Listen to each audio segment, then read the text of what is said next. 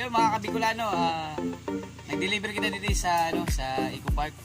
So may saro kita na customer na hindi pa siya nakasinsan kanya payment. So ulaton na to. And sabi niya, ulaton mo na lang ko yung bayad. So magtambay ka muna. Magluto ako ng balon-balunan na adobo. Kumain ka na lang dito.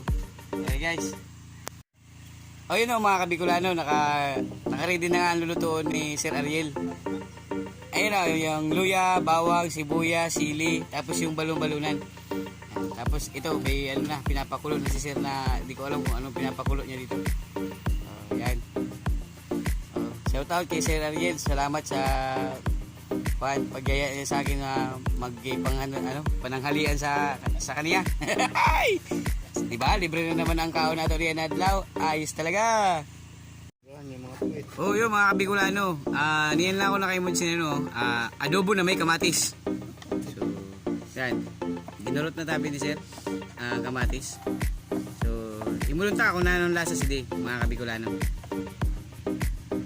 Yun.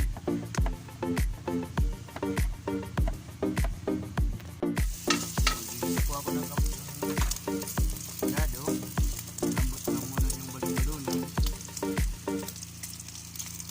yun, pinalambot na muna ang balon-balunan. Tapos ngayon, magigisa na si Sir.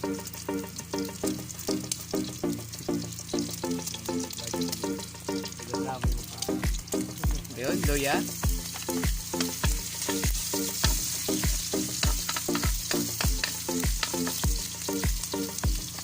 Sunod. Luya pa rin. Sunod, bawang.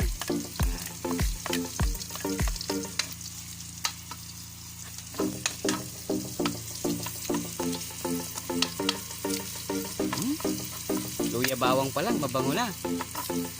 Mga kabikulano. Yun na ang sibuyas.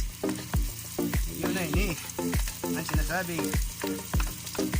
Lutong bikod. Lutong bikod.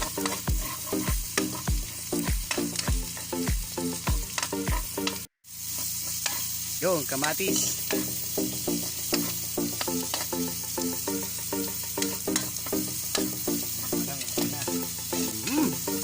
Amot pa lang, magsuruda na.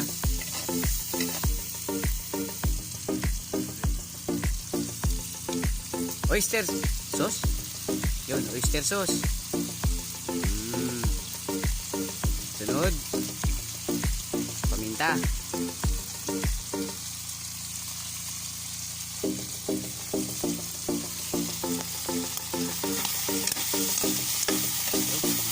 Puputok-putok po. Lagyan ng kunting tubig.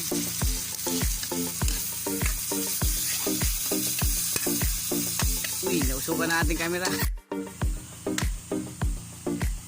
Yan, ibutang ang sili. Sili mga kabikulano, mga orago na bikulano. Hilig sa mga maharang. Yun, binutang na po ang balon-balunan. Ay, sorry, atay pala yun. Yun, bitang na ang atay. Halo-haloin lang. Timplahan ning tawyo. Yun. Siram. At syempre, ang magic, sarap.